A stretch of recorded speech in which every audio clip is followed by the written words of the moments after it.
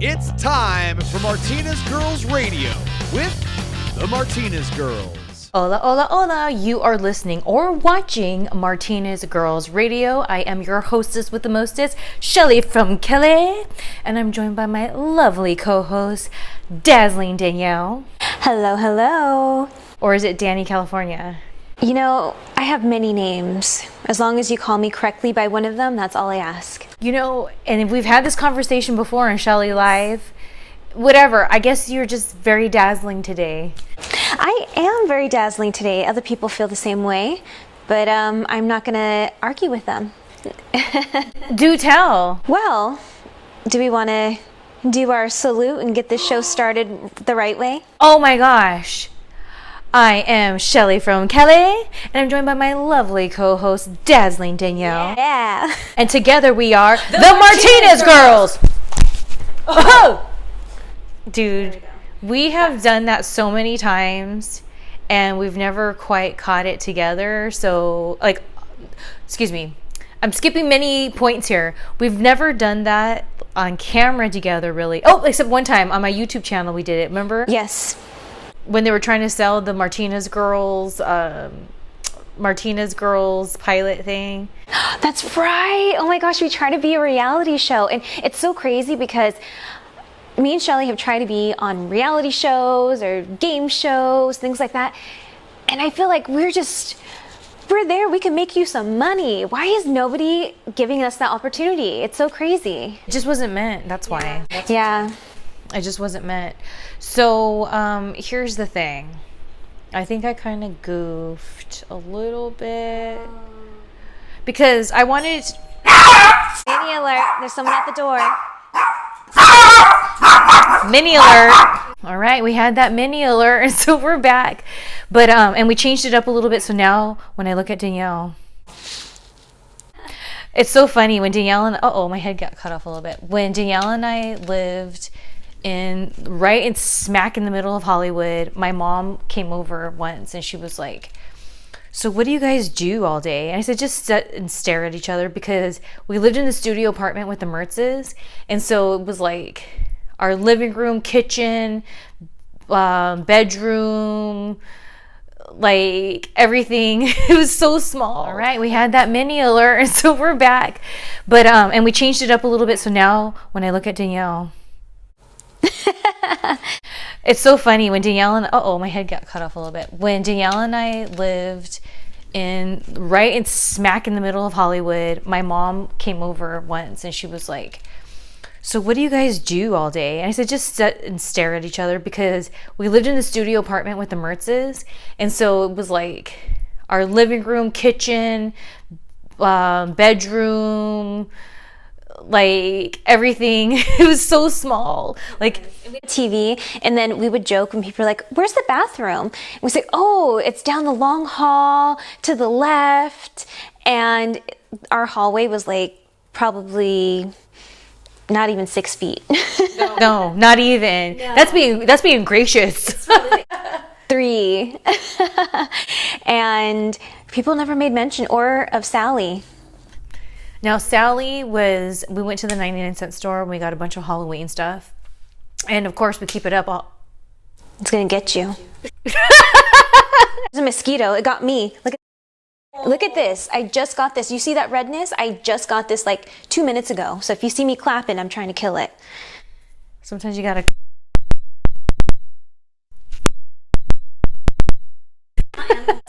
Self-defense. It is self-defense. So we went to the 99-cent store. We got a bunch of Halloween stuff, and being that we're the Martinez Girlz, we have some Halloween stuff up all year long. And one of the things we left was on the toilet seat. There was this those things you could put, you put them on the window, they stick.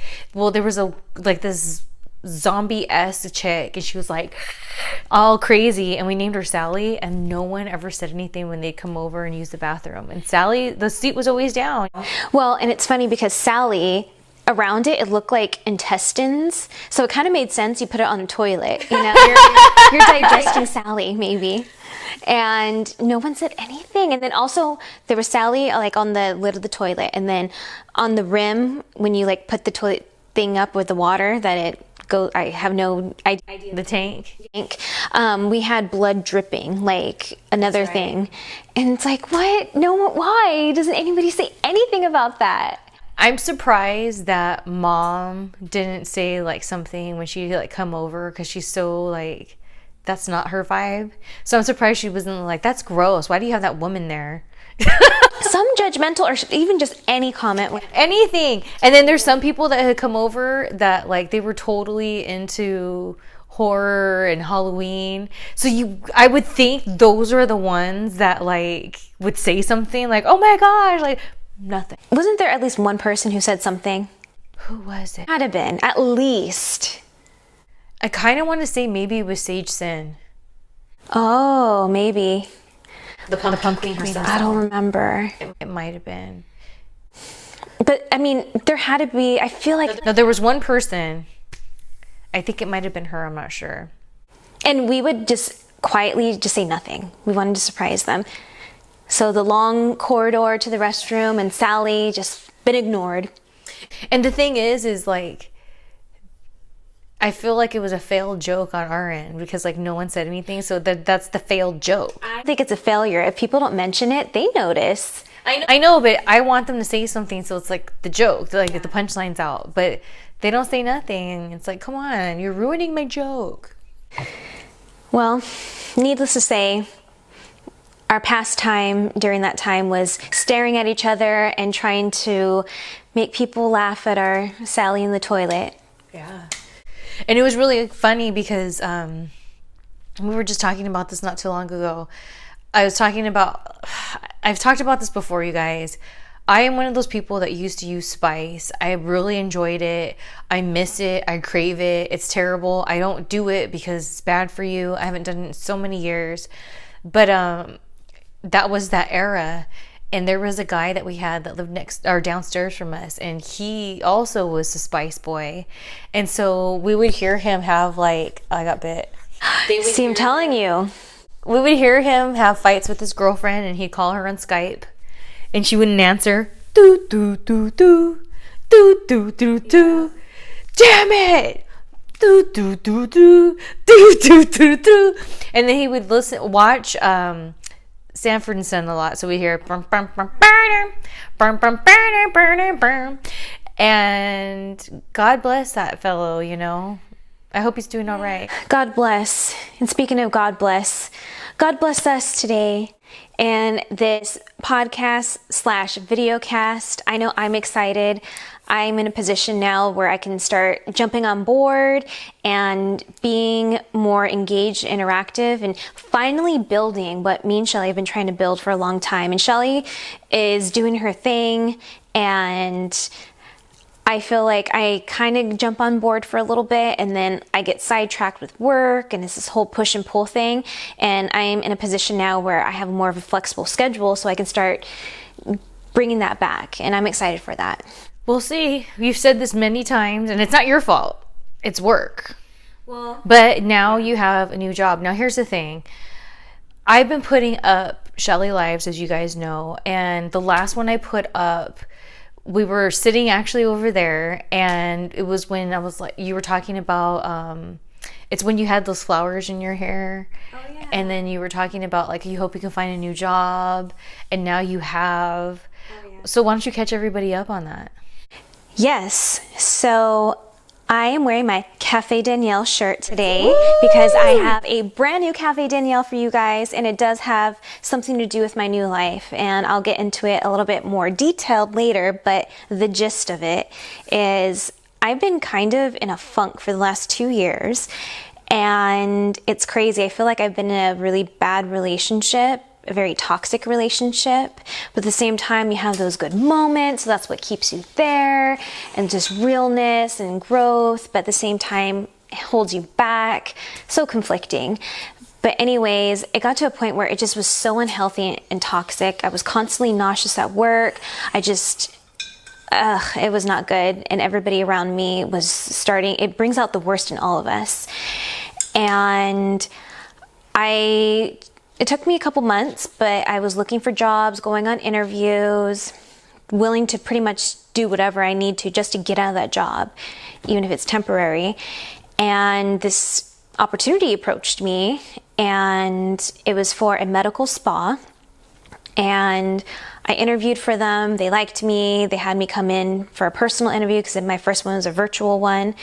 And I met with the doctor and their business manager.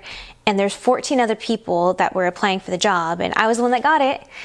And even on the interview, the questions they were asking me, I felt so qualified. And there's been a lot of jobs where I feel like, yeah, I can do the job, but to be this qualified for this job, even I don't have medical spa experience. I have medical industry experience because I worked at a veterinary clinic. I have beauty experience because I spent so many years in the beauty industry working retail and department stores, freelancing, makeup artistry, working for Lancome, learning about skincare.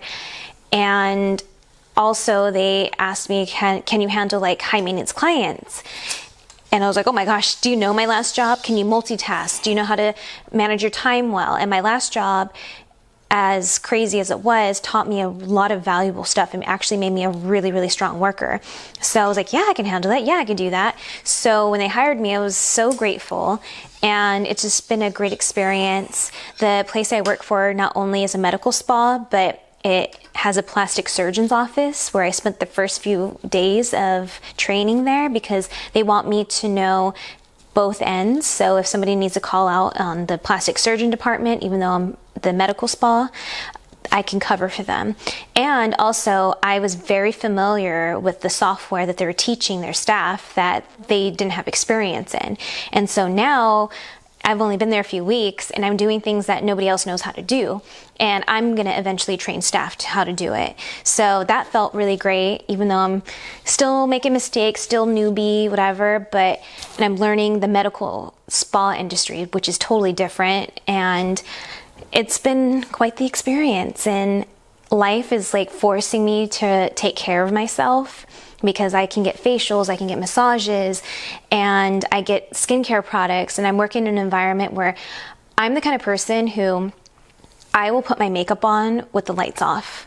I love to be in dim lighting. I don't like bright lights. Even when I'm driving, it gives me anxiety. I prefer driving at dusk or at night. You know, it's the vampire in me. And I'm in an environment where I look like I'm underwater all day. We have these like dark blue lights all around, and there's sound of rain and jazz and piano.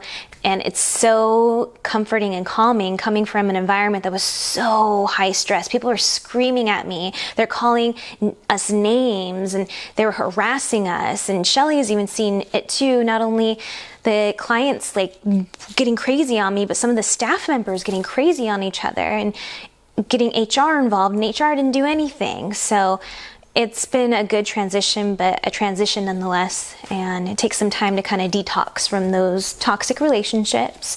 So that's where I'm at in a nutshell. But it's awesome because it's like, as everything and all the other jobs that you had that stressed you out, that have effed with your mental health and everything, it was always to prepare you for something better.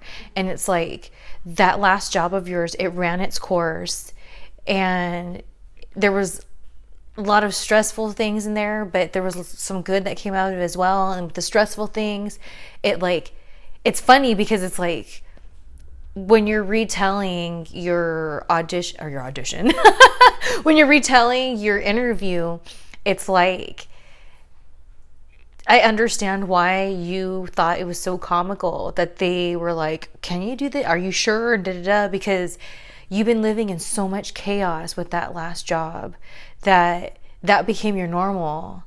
And it sucked to be a person that's close to you and that loves you, to see you go through it because you were in it. So you didn't see like what it really was. And I feel that the longer you're at this job, even though you'll have moments of like feeling discouraged, whatever, because you're learning, I feel like you're going to be like, oh my gosh, like you said, like in the relationship, when you look back, you're like, I cannot believe I allowed him to take advantage of me that much. Like, where was I to like allow somebody to control my energy so much in a bad way? Like, you know what I mean? So it's like, I'm really eager to see you like when you're at your 3-month mark and then your 6-month mark and then your year mark, because it's like when you break up with someone, the longer you're away from them, the more you're like, oh my gosh, oh.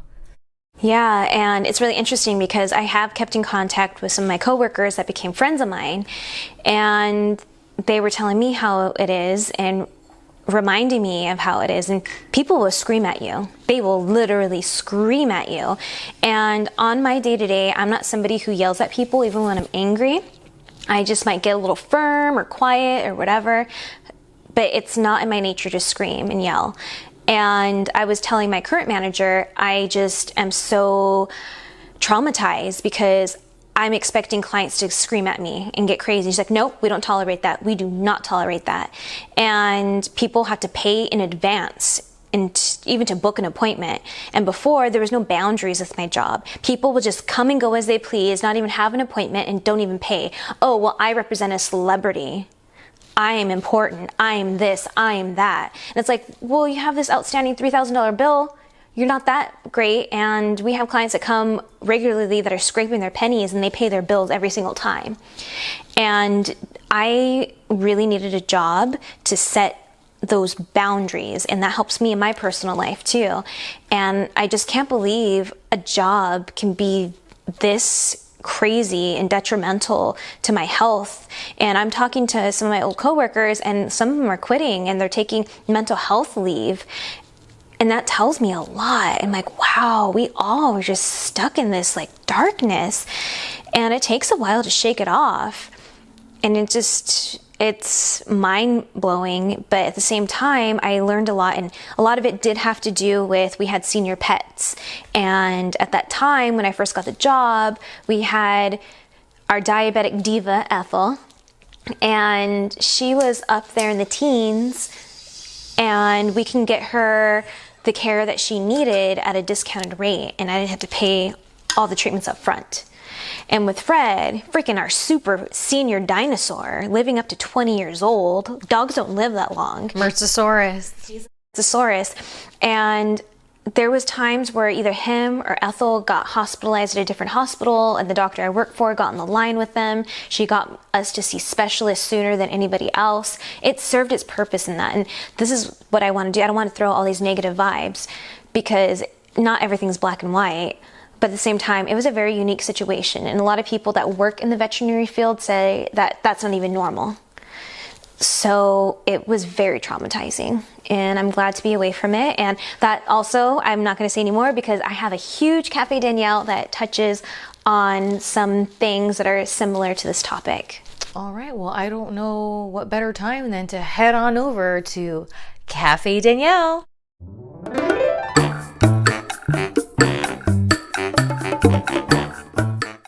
Welcome to another edition of Cafe Danielle, stimulating your mind, body, and rock and roll. Today's topic is one that's quite interesting and close to my heart. It is being a wounded warrior. Before we get into that, we need to discuss the specials of today. Today's special includes a beverage. It is the classic, the cheap, the vodka. We have here a lovely shot of vodka. I also provided it for Shelly, if she would like to partake in starting this new episode of Cafe Danielle and cheersing in celebrations for the bitches back. Oh my. I have no chaser except water and champagne, so I guess I'll down it with some champagne. All right, cheers. You got your Bates Motel. I've dated a few Normans.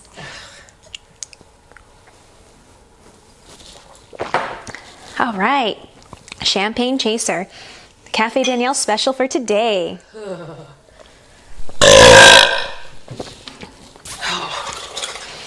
has an effect on people. Mm-hmm. So, let's get into it. You know it's serious when you bust out the glasses. So today we're going to be focusing on stimulating the body aspect of Cafe Danielle. As I talk to you guys, I do have a new job. I'll give you a little background on that. And I have been learning about a lot of procedures that we do, different things like that. But me and Shelly were getting into how I've been kind of scarred by previous jobs and life experiences and been in survival mode for a lot of the time. And recently, actually it was last Tuesday, I got a facial, and it was a sort of facial that removes toxins from the skin. And it literally is like this sucking device. It's weird. It feels so strange. But they showed me the water that they extracted from my face, and it was like gray. Are you serious? It was like, and it was this big, and it was thick, and there was even like little particles in it. They totally sucked up my skin and all the toxins and dirt. And I had this little growth on my cheek, and I thought it was just a skin growth. It was a whitehead that'd been there for years. So they extracted it. And unbeknownst to you, this will be a metaphor, so bear with the goriness, okay? But anyways, I just got a whole reset of my skin in that sense, just getting rid of the toxins, and like they worked around my nose and blackheads, things that I didn't really notice because I don't just stare at myself in the mirror, or it wasn't something that I was worried about. But when somebody goes and shows you all the dirt and all the waste that you have, that's when you realize, wow, it just kind of puts things in perspective.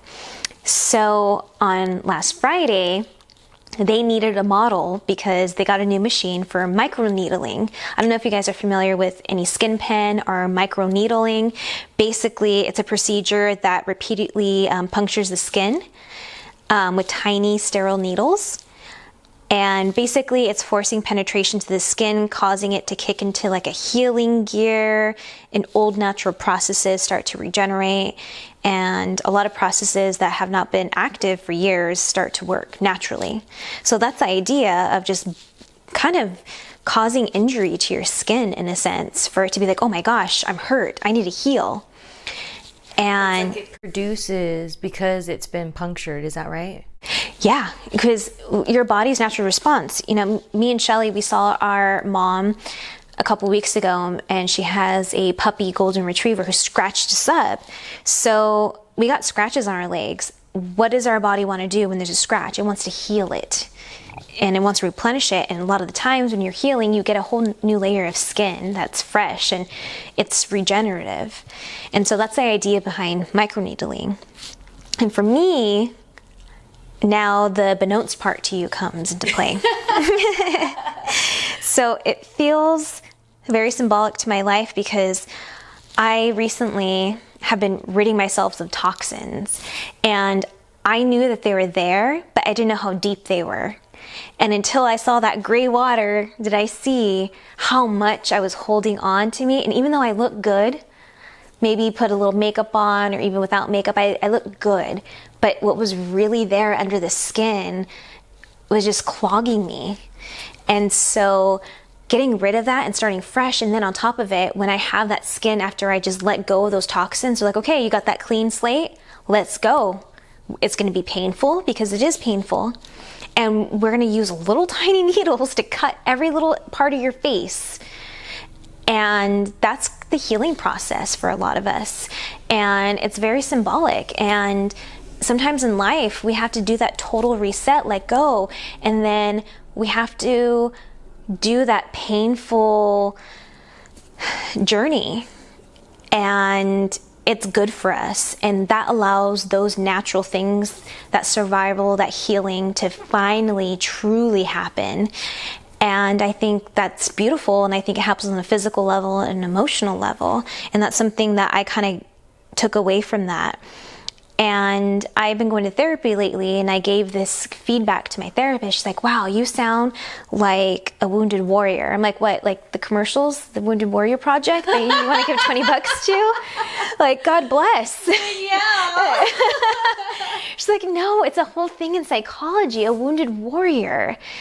And I want to share with you guys because I thought a wounded warrior was something a little different. So keeping everything I just said in mind, I'm going to go ahead and read from a resource that talks a little bit more about what a wounded warrior is in this context. And God bless all those people that serve. You know, it's and maybe they can relate to this. I'm doing this on a spiritual, philosophical level. So this is from Linktr.com. The article is called Healing the Wounded Warrior Syndrome by Stephen J. Thayer. And I'm going to make this a little bigger screen. That's why. That Tamper Monkey. Tamper Monkey. Hopefully Tamper Monkey doesn't give me any problems. So, Stephen J. Thayer. There's a story that the Native Americans tell of how birds obtained the gift of song. Here is my telling of that story. Originally, birds did not have the gift of song, and in order to get the gift of song, all it would take is for one bird to fly so high that they touched the heart of the Great Spirit. And once they did, all birds would have the gift of song. Bird after bird flew as high as they could, but none was strong enough to fly high enough to receive the gift of song. Many birds said it just could not be done, but the eagle knew there must be a way. One day, an eagle and a sparrow formed a plan. The sparrow rode on the eagle's back as the eagle flew higher and higher. It was higher than the sparrow had ever been, and still the eagle flew upward. When, in a state of exhaustion, the eagle flew as high as he could, the sparrow took flight and flew upward with great determination. Well, as you know, the sparrow reached his high goal, and all the birds of the world are blessed with song. The eagle is what I called a spiritual warrior. The eagle fought against the doubts and even objections of the birds that said it was impossible. The eagle even faced his own fears of failure. The eagle used all his strength and skill to bring the sparrow to a place from which the sparrow could fly even higher.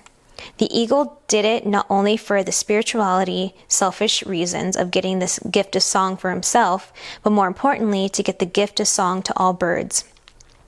In human form, the spiritual warrior is the person who soars above limiting dynamics of their family or of origin. They often soar beyond what they read in books or learn from teachers. They do this not only for thyself, but also to help others do the same.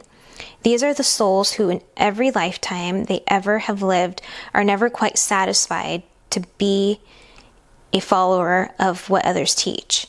They find themselves following what others teach for a while, and they are drawn by some inner drive to venture into new and often uncharted areas. The desire to find new ways to be a service to others, to find new ways to help others heal, new ways to help others grow, and new ways to help others develop spiritually. As such, these souls embody their pioneer archetype. They blaze through new trails like Star Trek. Yay. They boldly go where no one has gone before. Like pioneers of the American Wild West, they often get arrows shot at them. Unlike the American pioneers who got actual arrows shot at them, the spiritual pioneer may, on the mild end of the spectrum, receive insults, criticism, denouncement, condemnation, and verbal threats. And on the severe end of the spectrum, receive imprisonment, torture, excommunication, and even death. The problem is that these souls were ahead of their time and incarnated into a world that was not ready for their gifts. And rather than receive praise and glory, they receive attack and defeat. It is possible for these souls to carry the karmic potential to bring the unhealed trauma of these trials and tribulations into future lifetimes for healing. I call these souls wounded warriors. Many souls who are attracted to the angelic energies and techniques of IET, that's a thing, carry the archetype imprint of the wounded warrior. These are the souls who have their fifth DNA pair, the pioneer patterns, as well as the spiritual warrior pattern. These souls have a strong, energetic potential in their soul star to bring wonderful gifts of the world, of service into the world. They also have an energy body that is up to the task of transforming the energetic potential into a powerful service-oriented enactment in life. It is not useful for such a soul to be driven to express their ideas through writing, painting, dancing, singing, or lecturing. It is not unusual for these souls to teach and for them to attract a following of students. Unfortunately, if the karmic wound is not healed, the soul will likely attract people in their life who will metaphorically shoot arrows at them and their creations. This may take the form of people who are overcritical of their self-expression. It may also take the form of people who are very supportive at first, but who turn against them and possibly betray them. And since it's karmic pattern, these arrows may continue until the warrior's karmic wounds are healed. Once the karmic wounds are healed, the same pioneer expression of creativity that was once received arrows and betrayal will receive praise and support. But until that time, the unhealed wounds can continue to invite attack. When attacked, the wound warrior may quit the spiritual battle, withdraw from the world, and seek the safety of isolation. This may take form of a teacher who stops teaching, or a writer who stops writing, or a singer who stops singing. It is not that the warrior has no desire to express their creativity in service of the world. It is just that the karmic memory of the dangers of past expressions of creating get projected on the current life situation, and instinctive self-preservation begins to kick in. Withdrawal can provide the wounded warrior a space for deep self-examination and healing. It is always easier to heal what life has triggered, and if the arrows have triggered the karmic wound, that karmic wound will be easier to heal than if it was deeply suppressed. It is important to note that while withdrawal is a perfectly valid temporary mechanism for the warrior to regroup and heal, it is not a viable long-term hiding place. For in time, the warrior's creative energy and drive for service will push against the karmic defense mechanism, which had urged hiding as a means of self-preservation. This creates an inner power struggle within the warrior. Since the energy of power is focused in IET, cellular memory 8, it's like kind of acupuncture points and stuff, you can think of energetically as the energy power moving down to IET cellular memory, and it gives you different points of the body. Basically, if the energy moves down, the warrior stays in hiding. If the energy moves up, the warrior brings the next wave of spiritual service into the world.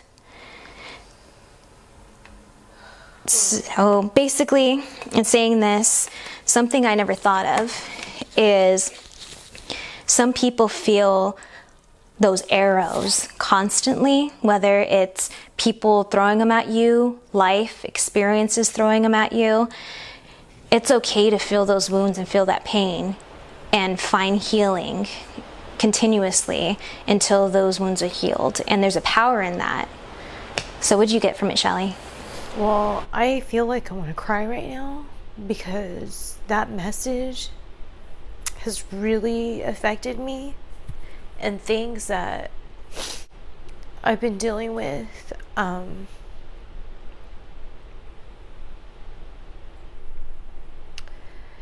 It triggers my friend Melissa Coates because the reason why we bonded was because we both knew how it felt to have arrows thrown at us, and what's worse, arrows thrown at us by people who we trusted and were vulnerable with, like you were mentioning there. And then, so there's that. Then it just reminds me of like, I'm not going to get into it right now, but you'll know how deep this is. How when we had that failed Roosevelt shoot, how no wonder why it was hard for me to start vlogging again and creating. And when these things happen, it's like what I got out of this was like, it's almost like because of these different circumstances that have happened that ended up negative, I'm associating with like these disappointments I had with people who didn't come through when I was trying to create. It was like, because like when you were reading that, it was like, when it reminded me of that, it was like, I was like, yes, this is what I'm supposed to do. This is my purpose. Tell my story. Da da da da da da. This is what's up. And then to have somebody else deflate me And so it's like my creating, and that's my whole reputation with my creating. I'm on fire, I'm on fire, I'm on fire. And then some bad situation happens. And not only is it just that one isolated bad situation that throws me off, but then it triggers all these other ones that like, oh yeah, just like that time. And maybe even if I'm not thinking of it like consciously, it's like my brain now is wired that, oh yeah, that's right. This is what happens. So don't get too eager about creating. Don't get too eager about feeling creative, because something's going to happen and it's just going to be this whole many months, sometimes years of trying to figure it out. But then also what I got from this was I had a choice to learn from it and become a stronger wounded warrior by going, okay, so yeah, this stuff happened, but because I went through all those emotions, I'm actually a stronger person now. I'm a wiser person now. But it's hard, and that's why not everyone's down to do it. And that's why even myself, I go back to bad habits and whatever, because even though maybe I know better, it's hard. And that's why it makes me cry, because it's just like, I just relate to this in so many different levels. Like, from being a punk ass about things, from being oversensitive, from being totally learning, from being totally stronger. It's like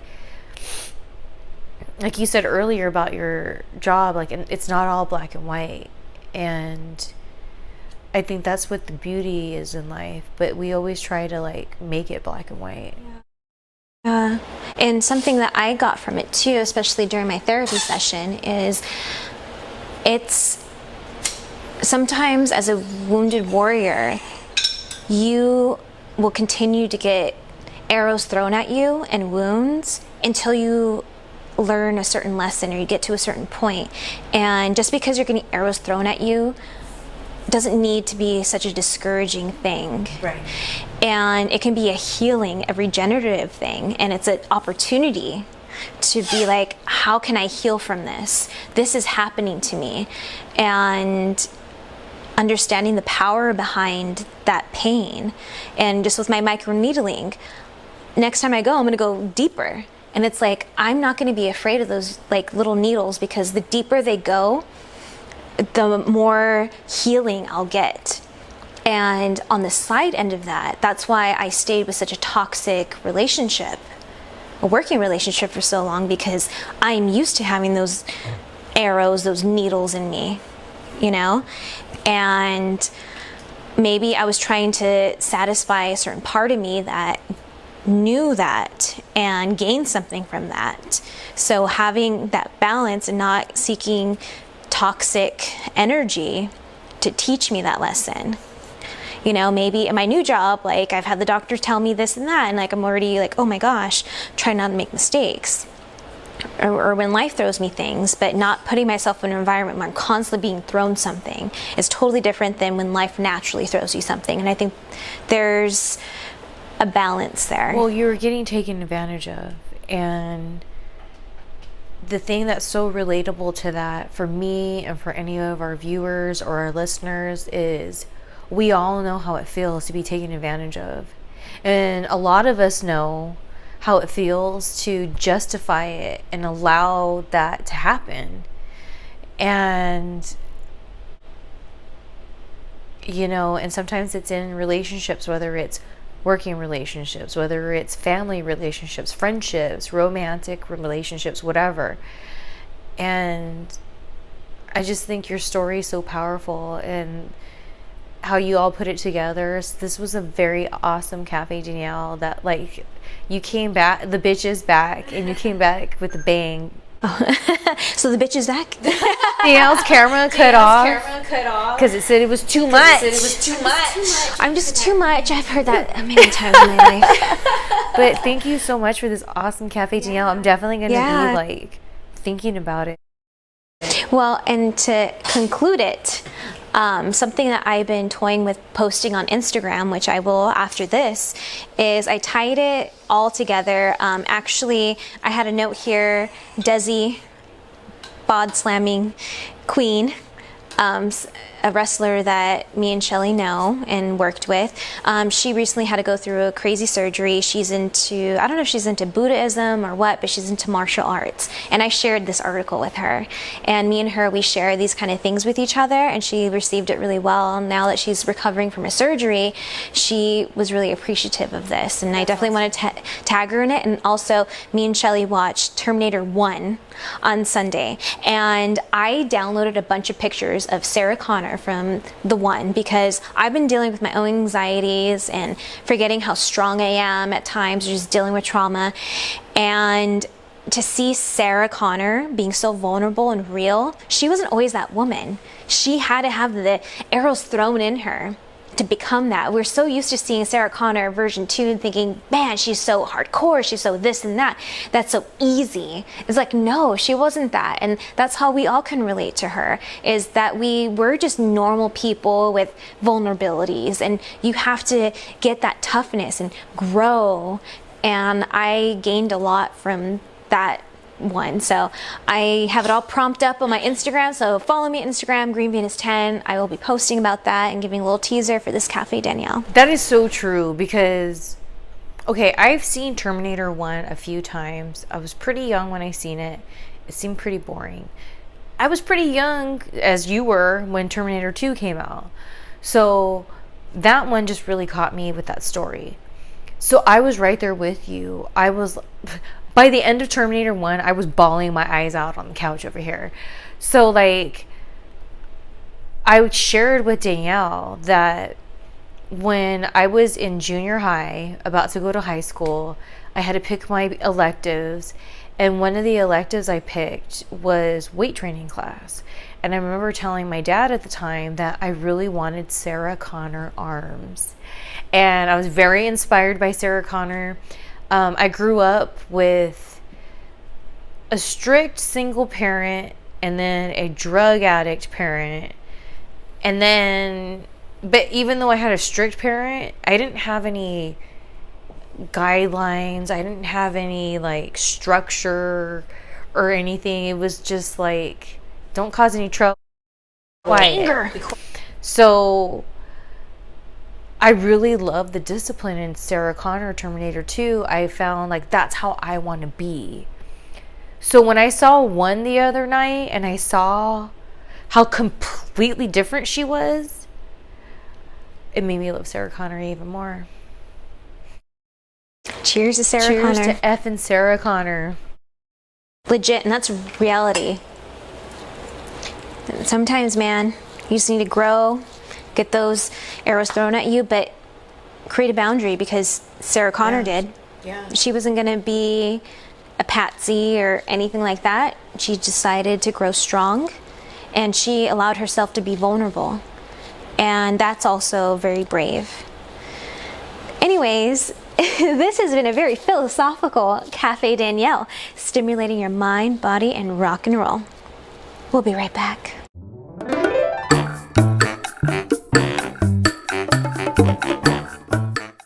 All right, well, here's the thing. Danielle and I interviewed the magnificent, the very talented, the wonderful Brittany Wonder, who we know from Hood Slam. That's how we got to know her. She's been making her mark in professional wrestling on the indie scene. She's awesome. I'm so happy that she's like, just more people know about her now. I'm glad we live in an era where people can see Brittany Wonder matches that live wherever.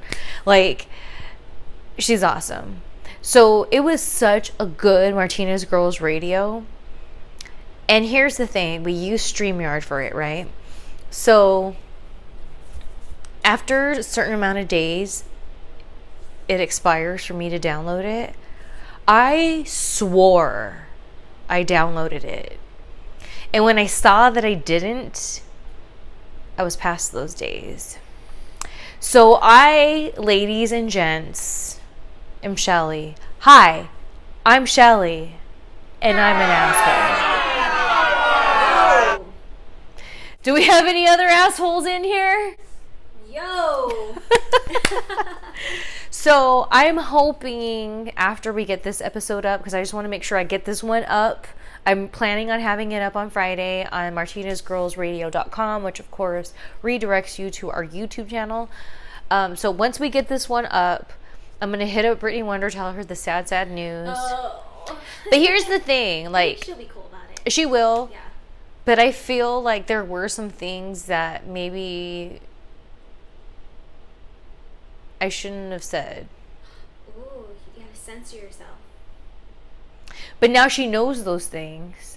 And that's all I cared about, is her knowing those things. So there's that. But hold on, let me get a drink of water.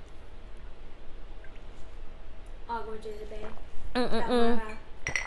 It's so sad. Now that we have the show on YouTube, we have to be so careful about, first of all, no showing of marijuana, of course, music and all this. And Danielle had an awesome Cafe Danielle song that she's used forever. Who knows which will be on here. But what I did was I had another interview set up. Now, there is a fetish model named Stacy Burke. Shout out to Stacy Burke. And Stacy, long story short, I've known who Stacy is for a really long time, for back in my pinup days, pre-pro wrestling days. And we shot with a lot of the same people. That's how I knew who she was. She and I have both, I think she says she didn't date him, but messed around with the same guy. So it's funny where the degrees of that Stacy and I have together. And what's funnier is that now we're co-workers. We work on custom videos a lot together. And of course I follow her. And it's so cool because back in the day, like, I'd say like maybe 6-7 years ago, I was really going through it. That's like around the time I was just like, I don't know about pro wrestling. Like, So if you want to throw up. I didn't say that. Touche. So, I would be really depressed. And Danielle at the time worked at this really awesome deli that was in walking distance of where we lived. And she was at work, and I was just so depressed. And I just had my Joey Gallo, my Gallo wine, the big old like $5.99, $6.99 like jug, and I would just sit there and pretty much eat pasta with just hot sauce in it and tilapia. I'd get drunk and I'd feel sorry for myself, and I was like looking for all these answers online. And then I stumbled upon Stacy Burke's channel, and I was like, oh my god, Stacy Burke has a YouTube channel? Like, what the hell is this? So I started watching her videos, and it was around the time I was also watching Stephanie Motto or Stefanka, and both of them in combination, it really made me want to create again. It made me feel like I wasn't alone, the different stories they told, and I was like, oh my gosh, like, and it really got me back to creating, to be honest with you. And so it's been really cool that like Stacy and I work with each other now, and like how it was this whole journey of how her energy helped me when she didn't even know it. She was just being her damn self. So part of that is she tunes in a lot to this live stream. It's called the Gary and Dino Show, and they like live stream like gnarly status. Like they'll go, I think, for like 24 hours. Oh my gosh. With their people, and people are there. Like they have like a following, and they'll be there, including Stacy. I remember watching videos of her on her channel. She's like, I've been up all night watching Gary and Gino's live stream. Like, it's a community. It's crazy. And so, yeah, it's like gnarly. And so one of the people that they highlight on there is this YouTuber from Canada named Frankie MacDonald. And when I saw Stacy interact with him, I was just like, I don't know what it is about Frankie. I think it's just that I saw this fellow who has autism. He wanted to create a YouTube channel. He did, and he was killing it. And he started doing what I saw were these like weather reports. I think the shot's hitting me now. The weather first slur. What time is it? 6:02. It's the first slur of the night. So it's just so simple. And some people may even be like, what's so big about this? And I don't know. I found, you know what it was?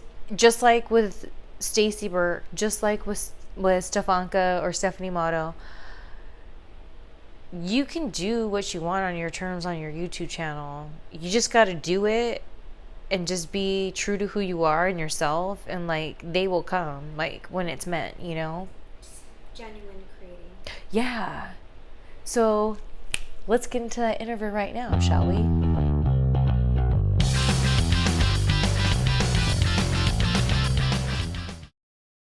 All right, we have the one, the only Frankie MacDonald. Thank you so much for joining me today, Frankie. I'm doing great so far. It's pretty humid in Sydney, Nova Scotia, where I'm at right now, and they got tropical storm else is going to bypass Sydney, Nova Scotia. It's going to hit New Brunswick instead. And my YouTube channel is up to 266,000 subscribers. And right now, my most viewed video is Guy Tries to Eat 50 Hot Dogs at once. It got 1.7 million views. That is amazing. I did a lot of dancing videos in the past. So I know that you are out there in Canada, right? Nova Scotia. And yes, I'm in Sydney, Nova Scotia. So today I was like, okay, I'm going to have, while we hang out, get to know each other, chat it up, have a little tiki drink. And I did, in your honor, I have William Shatner tiki cup because he is Canadian. Yes, he's a Canadian. And did you hear about that? And I did it. My latest comedy video, I did it's like a 50 T-bone steaks at once. That's the latest one. Holy, how do you do this? That was my own idea. So, but when you're doing it, do you just have to zone out and just go for it? I just put the video camera on the bleachers. I just aim at the camera. That's so awesome. So when did you start doing YouTube? And then on my old YouTube channel, Flank99, December 27, 2007. Then I did the very first video myself on December 16, 2009. I did the very first video, Severe Earthquake Warning for California, in September 2010 and June 2010. Back then, I didn't know how to ignore negative people, negative comments. They don't know what they're saying. And I deleted my old YouTube channel, Flank99. I was on Tosh.0 Season 2, Episode 13. Then I opened up my new YouTube channel, Dogs and Wolves, on June 14, 2011. And my YouTube channel is currently 10 years old. I got a Linktree now. It has links to my merch and my social media. All right. So why did you shut down your first YouTube? Because it just... I didn't know how to ignore negative comments back then. And once I did Severe Earthquake Warning for California in September 2010, a lot of people discovered me 11 years ago. That's so cool. And that's so sad that you had to delete your channel and everything, but because back then I didn't know how to ignore negative comments and trolls and haters. Back then I opened up my new YouTube channel, and my YouTube channel is still around. That's awesome. And how did you how were you able to ignore them when you opened up your second? I don't even read negative comments. There you go. You don't even hold on a second. My dog Minnie is gonna go crazy. Just 1 second. Okay, sorry for that little mini interruption. So it's so crazy because the reason why I know who you are is because Stacy Burke would post your stuff, repost your stuff, interact with you. How do you know Stacy? She contacted me and I follow her. I follow Lady Oyanka. I follow Lana and all these people. I follow Veronica Fix and all these guys. That's awesome. And are you a part of what's this whole thing with this cutout of you? I saw that there was a cutout of the cutouts in Oregon right now. I know, and I know all these people like Sarah Rusty at this one, and I know Marcella from the Hot Water Show. Aaron Berg is the guy that's the Hot Water Show, and Gino, those are the guys. Oh, okay. And they have a sometimes they live stream for like hours, right? Monday, Tuesday, Wednesday, and Thursday afternoons, the Hot Water Show with Gino and Ehrenberg. That's so awesome. And so what do you like to do when you're not making YouTube videos? I go for walks and things like that. I walk down a boardwalk and things like that. Before the COVID came and I was down boardwalk and things like that, I went to the bars like the Steel City in Sydney, Nova Scotia, Dooley's in Sydney, Nova Scotia, the Old Triangle and Daniel's and the Black Diamond, Sydney, Nova Scotia, and things like that. That's awesome. And I dance with people down in the bars. that's awesome. I just love it. And what made you, do you just love weather? Is that why you decided to start doing weather reports? Yes, when I was a little boy. Oh, so this is your dream come true. When Stacy was retweeting your stuff and interacting with you, that's when I checked out it was one of your weather reports. And I was just like, I love this video. And then I watched another one and another one. And then when you and I started interacting with each other, it was so interesting because my fans started saying, "Oh my gosh, you don't know about Frankie? He's like our local celebrity here." So tell me about. I'm upgraded international worldwide celebrity. Oh, there you go. You guys heard it here. It's really cool to hear that when you were a little boy, you love the weather. And so you're just doing it on your own terms on your YouTube channel. Yes, before COVID, I was a maintenance guy to Mayflower Mall.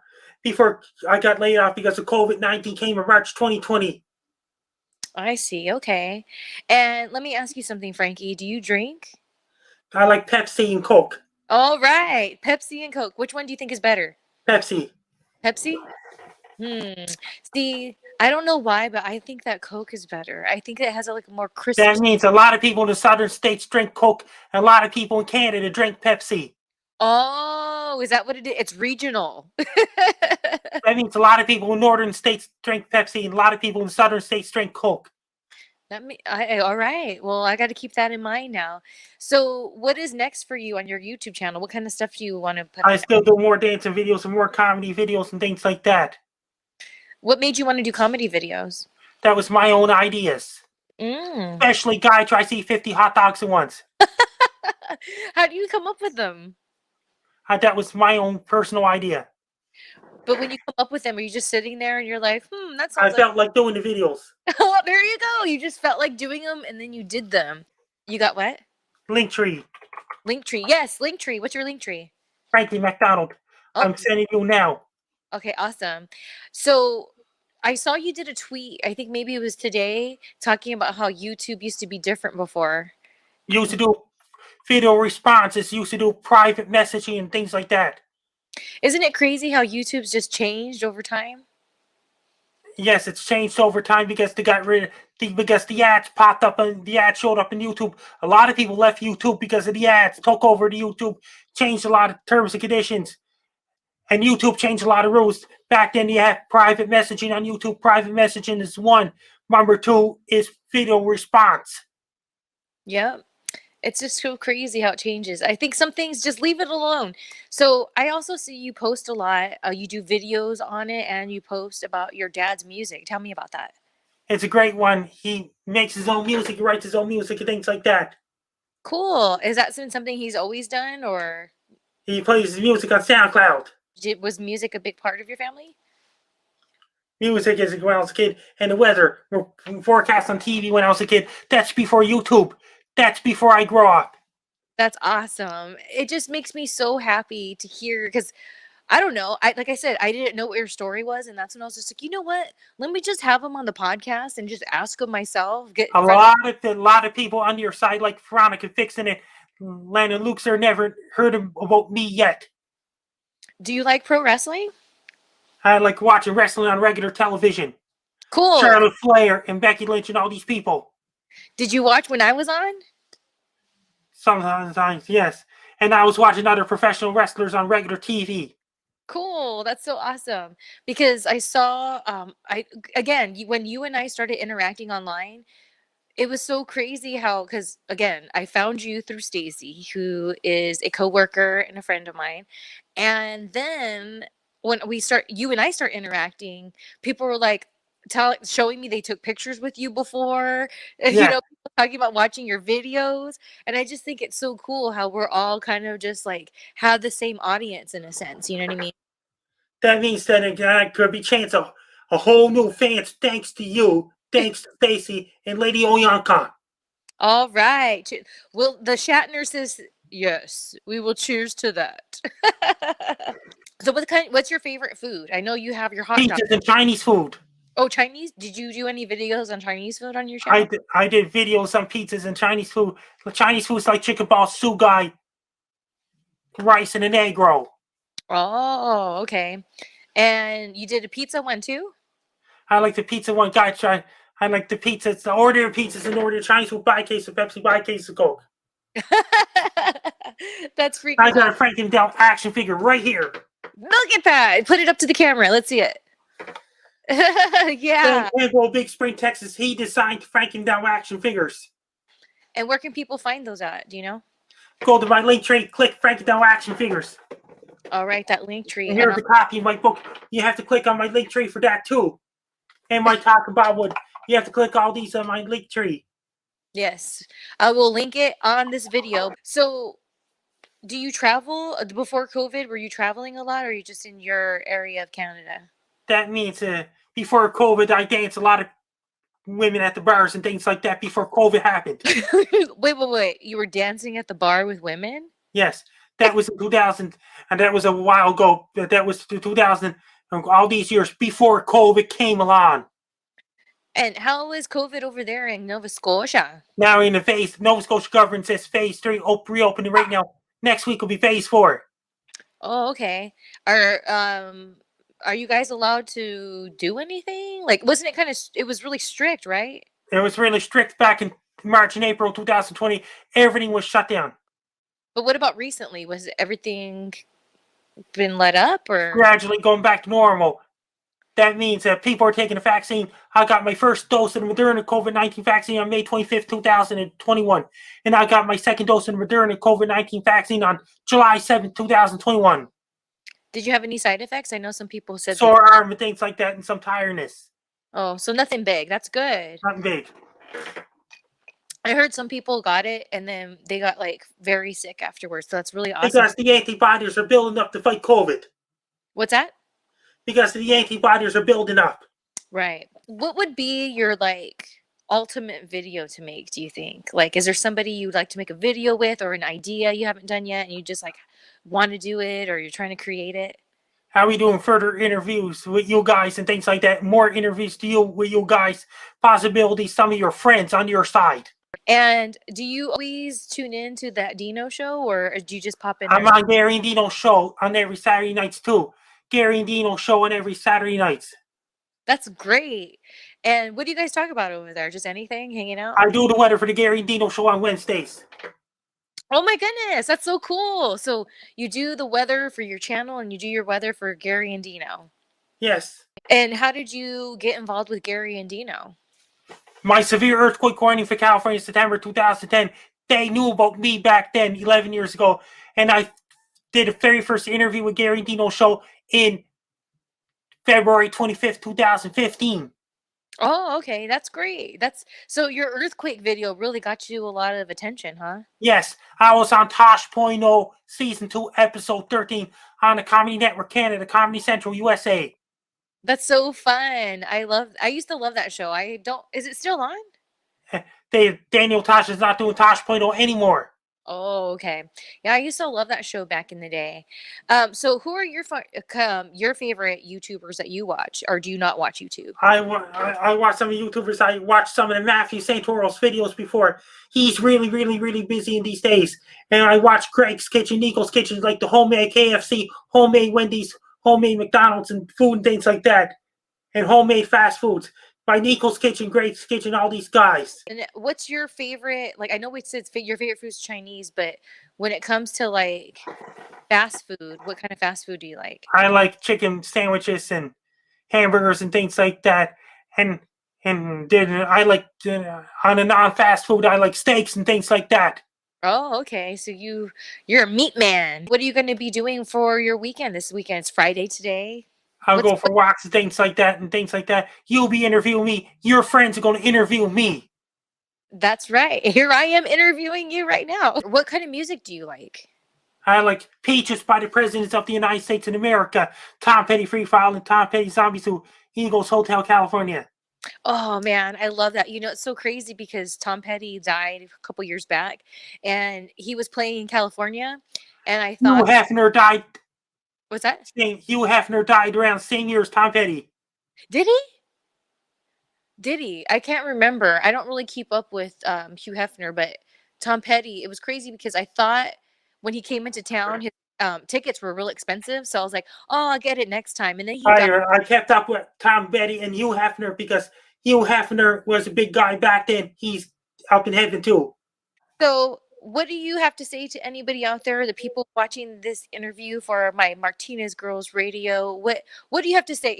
Here's your platform. What do you got to say to everybody out there? You gotta follow my Linktree at Frankie MacDonald. It has links to my YouTube channel, my Facebook, my Twitter, my Facebook public figure page, my TikTok, and my LinkedIn and things like that. So everything's listed on your Linktree? Yes, Linktree. Okay. Thank you so much for joining me. Bye now.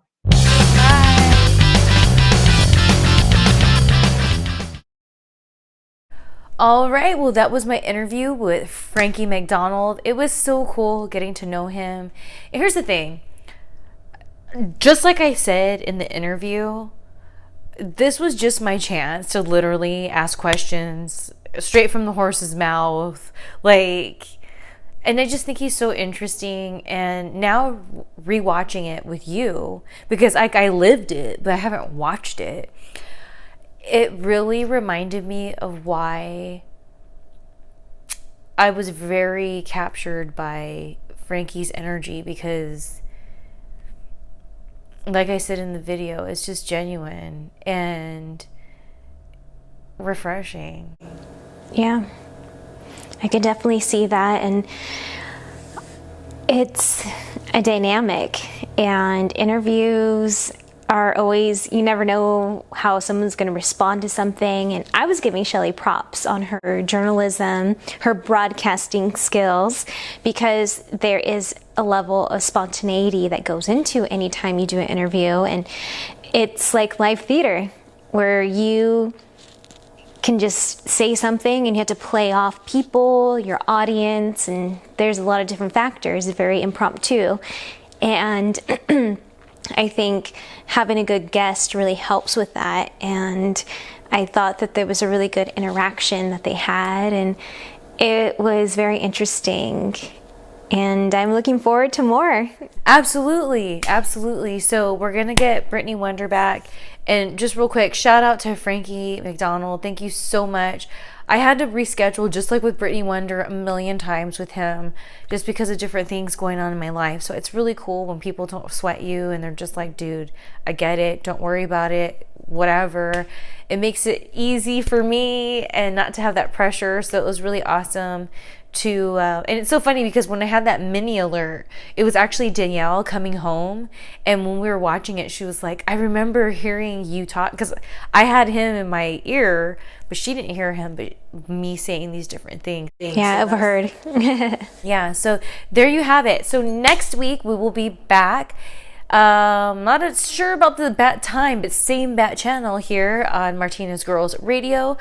We will be revisiting a old interview that I actually used for Shelly Live, but I wasn't too thrilled of how the audio quality came through, and I have the good audio, so I thought, why the heck not bring it back? So next week we're gonna have an interview with our friend, model, and entertainer Ashley Graham, so stay tuned for that. Make sure to hit the subscribe button, and until next week, I'm Shelly from Cali. She's Danny, California, or Dazzling Danielle.